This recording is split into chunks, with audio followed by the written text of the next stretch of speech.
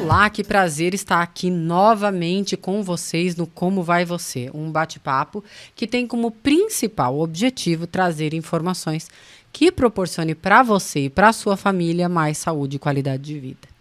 Como vai você, Dr. Paulo Nassif? Que camisa linda, tá colorido, tá verão, tô feliz de vê-lo. Eu estou muito bem, Manu. Obrigado, Manu. Você também está muito bonita com essas cores alegres. Muito obrigado. Verão, né? Eu estou bem, Manu. Estou bem, precisando de férias já. Estamos chegando no momento que tirar férias pode ser dezembro, janeiro, fevereiro. Férias é muito importante para a saúde, mas o pessoal pode sair de férias, mas não pode deixar de nos acompanhar. Isso não pode. Isso não pode. Mas eles não deixam né? Porque a gente está trazendo assim informações aqui que possam melhorar a vida de cada um. Essa é a nosso objetivo e nossa vontade. Doutor Nassif, nós já conversamos aqui algumas vezes sobre refluxo, mas esse assunto gerou muito interesse e vieram muitas perguntas sobre ele lá no seu Instagram, então a gente acompanha, né? E aí, por isso, hoje eu trouxe de novo algumas perguntas que as pessoas mandaram para nós. Você sabe que eu gosto muito desse assunto, né? Eu fiquei feliz que você escolheu esse assunto hoje. Então, e eu achei que a gente ia falar sobre uma outra coisa hoje, mas já que vai ser refluxo, eu amo refluxo, vamos falar sobre refluxo. Eu não gosto de ter o refluxo, né? Eu amo, assim, estudar o refluxo. A gente já falou bastante sobre isso. Sim. Mas eu vou dar oportunidade para quem começou a nos seguir agora. Sim. Então, assim, nos explique o que é refluxo. Mas é que falar de refluxo, Manu, é muito importante, porque é um sintoma, uma doença que incomoda demais as pessoas. E muita gente, né? Tem muita gente com refluxo, né? E depois, durante a pandemia, depois da pandemia, essas queixas no consultório aumentaram muito. O refluxo, mano, é o retorno do conteúdo que está no estômago para o esôfago novamente. Então ele passou pelo esôfago, o alimento foi para o estômago e depois de sofrer lá um processo no estômago, ele retorna ao esôfago e ele causa lesão no esôfago próximo ao estômago, que são as esofagites. Esofagites. E ela vai gerar que sintomas? O sintoma mais frequente é o sintoma que é a pirose, que é aquela queimação retroesternal, também chamada de azia. Se você já teve azia, presta atenção. É um sintoma que as pessoas dizem, eu não tenho refluxo, mas as pessoas dizem que é muito ruim, muito chato. Né? Incomoda bastante, né? Sim, porque aquilo é um ácido, né, que está queimando. E qual que é a diferença ou qual é a relação entre refluxo e hérnia do hiato? Ótima pergunta, excelente pergunta. Hérnia de hiato, a hérnia do hiato, que é do hiato esofágico. O que é o hiato esofágico? Nós temos, separando o tórax do abdômen, um músculo, que é o músculo diafragma. Mas como alguns elementos precisam passar do tórax para o abdômen, existe uma abertura, que é chamado de hiato. E o hiato ele tem um tamanho adequado. Quando esse tamanho está aumentado, mais alargado, acaba o estômago subindo um pouquinho e entrando no hiato. Ocupa o espaço ali. Ocupa aquele espaço. E aí nós temos um defeito anatômico, que é a hérnia do hiato. Por que hérnia do hiato? Porque o estômago está residindo num lugar que não é dele. Então ele tem uma hérnia ali, ele subiu. Esse defeito anatômico causa refluxo gastroesofágico. Então assim, a hérnia do hiato pode ser causador do refluxo, mas nem sempre. Mas a pessoa pode, às vezes, ter refluxo sem ter hérnia de hiato. Mas então, quando ela tem hérnia de hiato, ela vai ter refluxo. Então, se a gente fosse fazer um chapéu assim, o grande chama-se doença do refluxo gastroesofágico. Aí nós temos lá a hérnia de hiato, a esofagite, o estômago, o esôfago com algum comprometimento, o estômago que subiu um pouquinho. Daí são coisas assim, defeitos anatômicos. Que também é conhecido pela sigla DRGE. Sim. Doença você do tem que refluxo. comprovar, né? A DRGE tem critérios que nós podemos fazer um assunto só sobre DRGE como um todo, como doença. Até eu acho que você deveria convidar o Rodrigo para vir conosco. Está convidado, o Rodrigo Garcia, meu amigo, adoro Rodrigo ele. Garcia virá conosco. E daí o que a gente... e depois nós temos os aspectos que nós chamamos de anátomo-funcionais, que é a pressão do esfíncter inferior do esôfago, que se tiver baixa vai dar refluxo. São as fibras que podem não estar funcionando de acordo, o alargamento desse ato. Então, tem várias causas que nós temos que depois falar sobre isso. No momento, vamos tratar hoje mais dos sintomas, que era a tua E eu ideia. até queria mais, a gente até já falou sobre sintomas e eu convido as pessoas a assistirem aí nosso podcast sim, que a gente fez sobre refluxo, né? E a gente já falou sobre tratamentos também, e eu sei que um dos tratamentos é o cirúrgico. Sim, o cirúrgico. Não na maioria das vezes nós vamos tratar esses pacientes com remédio. Sim. Não é só remédio, é remédio. Tratamento clínico. Mudança de hábitos de vida, com melhor alimentação, perda de peso, porque o peso está diretamente relacionado ao aumento do refluxo. Prática de exercícios, enfim. Também tem o exercício também, ele pode, às vezes, aumentar o refluxo, dependendo do exercício. Mas há uma pequena parcela que vai necessitar de cirurgia. É desse que eu gostaria de falar hoje. Tá bom, então vamos falar desses hoje. Então, quando que o paciente é indicado para cirurgia? Então, antigamente se falava muito no tamanho da hérnia. Hoje nós não falamos mais em tamanho de hérnia. Claro que quanto maior a hérnia, a pessoa pode acabar tendo mais refluxo quando ele... e tem que fazer a cirurgia daí, mas então assim, a cirurgia também... Você não quer falar de complicações hoje? Podemos falar em outro momento? A gente pode entrar em complicações. Não, vamos fazer assim. Então, quando que tem indicação de cirurgia? Quando você tem um refluxo persistente, que você faz um tratamento clínico adequado, esse paciente seguiu direitinho, melhora o tratamento. O tratamento que eu estou dizendo agora é remédio, alimentação, perda de peso, ter uma vida mais saudável. E quando ele para de tomar remédio, ele tem recidiva dos sintomas, volta a sentir todo o refluxo de novo. Você trata de novo. E quando você, depois de vários tratamentos, você pode analisar se vale a pena a cirurgia ou não. Mas tem alguns outros detalhes que pesam também nessa indicação cirúrgica. Então, a idade do paciente é um fator importante.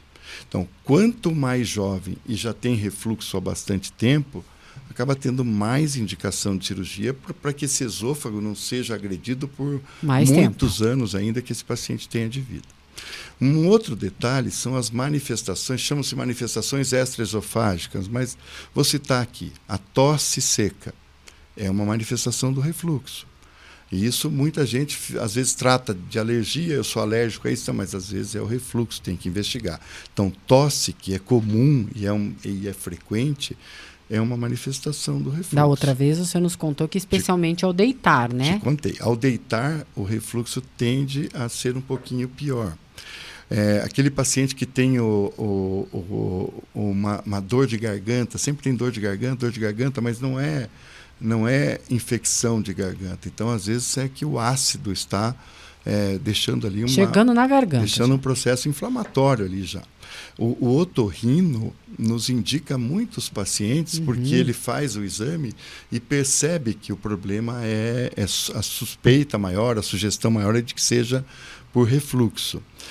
Às vezes o paciente tem otite, às vezes o paciente tem sinusite, às vezes o paciente piora da asma, tem aquele pigarro que é frequente. Então são manifestações do refluxo que também vão dando um pouquinho mais de força para o tratamento cirúrgico. E uma outra situação são as complicações do refluxo, né? Úlcera de esôfago, estenoses, subestenose. São várias situações que podem ocorrer que seja não tratado pode chegar até um câncer. O câncer, assim, a gente não pode dizer, e isso tem que ficar bem claro, não pode dizer para as pessoas, você tem refluxo, você vai ter câncer. Não pode de maneira nenhuma isso. Sim. Né? Mas, por exemplo, existe o esôfago de Barrett, ou de Barré, que é uma complicação do refluxo. Então, assim, uma minoria dessas pessoas que têm esôfago de Barrett pode, com o passar dos anos, desenvolver ali uma displasia e eventualmente de esôfago, eventualmente poder ter um câncer. Mas essa coisa que tem refluxo não pode ser assim. Tem refluxo, vai ter câncer. Mas é necessário tratar. O paciente tem que tem que fazer vigilância. Você tem refluxo, você optou por não operar, o teu médico optou por não operar, vocês dois vão sempre, provavelmente o médico já vai orientar que isso tem que ter um acompanhamento. Então, de tanto em tanto, vai fazer uma endoscopia, vai fazer uma biópsia e assim vai. Esse final de semana aconteceu uma coisa interessante nesse sentido. Nós fomos numa confraternização da clínica que meu marido atende e tal. E tinha um rapaz lá que era esposo de uma das dentistas.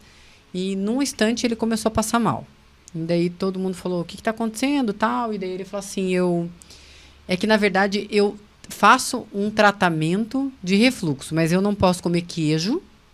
E ele tinha estava comendo rodízio de pizza, tomou uma Coca-Cola e vinho. E aí ele disse, eu não posso tomar bebida alcoólica e nem refrigerante. E passou muito mal. Então eu fiquei questionando, será que vale a pena eu tomar a medicação, entre aspas, fazer o tratamento e continuar bombardeando o meu organismo? Não, é por isso que a gente diz que faz parte do tratamento a mudança de hábitos.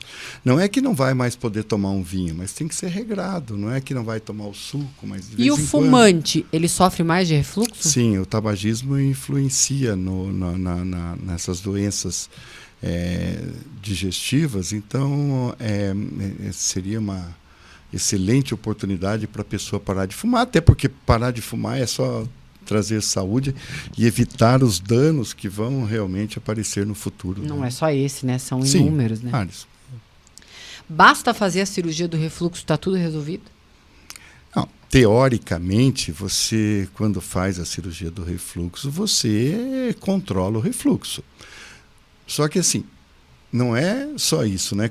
Tem que continuar com a alimentação saudável, tem que não ganhar peso. Não é uma escolha pela outra. A cirurgia é mais uma coisa. Tem que fazer a dieta, tem que mudar de vida e a cirurgia junto. Eu me lembro que no começo das cirurgias anti-refluxo, o paciente, assim, não era todos os pacientes, era 95% de felicidade dos pacientes com isso. Hoje já não é mais assim.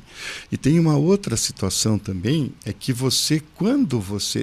isso em tudo. Então, quando a gente faz a cirurgia para corrigir o refluxo, nós podemos desencadear alguns sintomas que essa pessoa não tinha antes. Então, vamos supor, o refluxo o paciente pode ter um pouquinho mais de distensão, vai juntar um pouquinho mais de gases no abdômen, até porque diminui a eructação, a saída de gás. Como diria minha avó, vai arrumar uma coisa e estraga outra. Não é isso, mas assim, o dano maior você controlou, Sim. que é a lesão esofágica.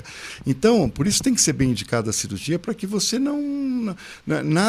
viu, tudo tem um precinho. Se você vai tratar lá uma amidalite e vai dar lá uma semana de antibiótico, tem que tomar cuidado com o estômago, porque você vai lá resolver a amidalite, mas pode criar lá um problema, sangramento. Eu vou contar um segredo para vocês. Cada vez que eu tenho que tomar antibiótico, eu já ligo direto para ele, falo, doutor Nassif, vou ter que tomar antibiótico, vamos cuidar do meu estômago. Então, que assim, alguns pacientes têm uma sensibilidade muito maior a antibiótico, anti-inflamatório. Então, você tem que conversar com o paciente, você tem isso, você tem aquilo, e você vai chegando... Eu faço tudo para não tomar anti-inflamatório e antibiótico. Mas o que a gente tem que entender é que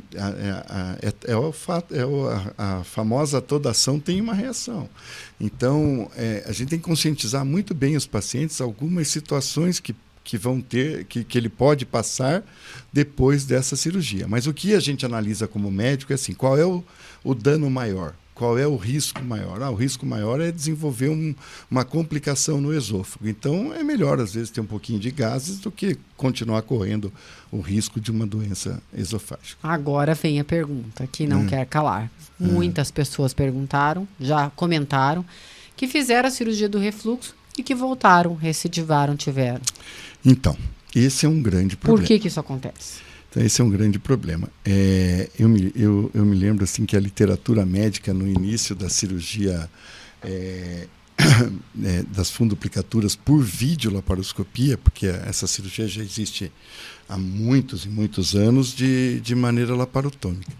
E meus chefes, assim, o meu chefe principal, que sempre me ensinou tudo sobre refluxo, sobre esôfago, ele fala assim, olha, a gente não percebia tanta recidiva quando a cirurgia era aberta.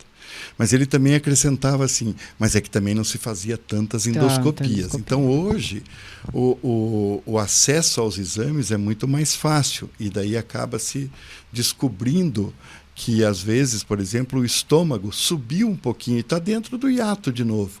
Só que o paciente não tem refluxo, mas a gente só acaba sabendo porque fez uma endoscopia. E nesses casos você não precisa fazer nada, é só acompanhar o paciente e não precisa fazer nada. Mas em algumas situações essa cirurgia, a técnica cirúrgica, que é o estômago envolvendo o esôfago, pode essa manobra ficar frouxa, desgarrar, ou assim, não controlar totalmente o refluxo. Então, existe bastante queixas de refluxo, mesmo em pacientes que já foram operados. Daí você tem que identificar qual é o problema, tem exames para isso, e ver qual é o melhor tratamento para essas pessoas. Mas daí tem tratamento. Claro que tem tratamento, e a maioria deles é de maneira medicamentosa. Olha, doutor, eu acredito que nós vamos falar várias vezes sobre esse assunto refluxo, aqui, porque as pessoas nós têm podemos curiosidade falar muito sobre tempo, refluxo, porque elas sofrem com ele. Tá né? bom, nós temos que falar com o Rodrigo, quando nós convidarmos o Rodrigo para vir aqui, sobre os exames de pH-metria e manometria que ele faz. Eu acho que vai ser muito legal ele explicar para a gente a importância, como é que faz, né? Vai ser as pessoas muito têm bom. muito medo de exame, então eu acho que é fácil, ele fica bem mais claro para quem nos acompanha como é que isso acontece. Então a gente vai continuar insistindo. Eu encontrei com o Rodrigo agora sábado e fiquei insistindo com ele, mas ainda não conquistei trazê-lo aqui. Mas eu trago. A agenda dele é complicada. Deixa comigo. Mas a gente vai conseguir, quem sabe agora. Torçam por nós, chamem pelo Dr. Rodrigo Garcia para que ele possa vir aqui conversar conosco sobre esse assunto. Então, a gente vai voltar a falar sobre esse aqui, né? Então, eu te convido a mandar mais dúvidas para nós. Se você tem dúvidas sobre esse ou outros assuntos, mande para nós. Mensagem final. Se você tem refluxo, procure o seu médico. Faça um exame. Se você já fez cirurgia e passou a ter refluxo novamente, procure lá novamente o seu médico para diagnosticar o que você precisa fazer. Então, doutor Nassif, você sabe que tem muita gente que eu gostaria de trazer aqui, como o doutor Rodrigo, como outros, né, que a gente gostaria, a doutora Joliane, que a gente está cobrando para vir aqui com a gente, outros profissionais que acho que tem tantos nos acrescentar, mas eu vou lhe dizer que os seus fãs gostam desse tipo de programa, então só nós dois aqui, desse bate-papo, só nós dois aqui. Ah, que bom. Então a gente vai acabar fazendo outros para agradar a sua audiência. Não, eu quero que as pessoas, por exemplo, tem alguns exames que nós não fazemos, que é o caso desses exames que o Rodrigo faz, que é importante ele vir dizer da importância. E a Joliane, nós vamos marcar um dia de surpresa para ela. Eu adoro a sua companhia, mas eu acho que é importante a gente trazer gente também que nos agrega muitas coisas. Vamos trazer, sim. Então, muito obrigada pela sua presença, muito obrigada pela sua presença, e eu te convido junto comigo, ler a palavra de Deus do Salmo 17, versículo 8, eu quero ressaltar, que diz assim: protege-me como a menina dos teus olhos, esconde-me à sombra das tuas asas. O que há de mais precioso do que ser protegido pelo Senhor, ser escondido pela sombra do Senhor? Que delícia a gente poder viver dessa maneira. Bonito, esse é bonito. Até semana que vem, eu te espero aqui conosco para mais um Como Vai Você. Fica conosco que com certeza você vai aprender a viver muito melhor. Muito obrigada, doutor Nassif. Obrigado, Tchau, Manu. muito obrigada. Tchau, gente. Até.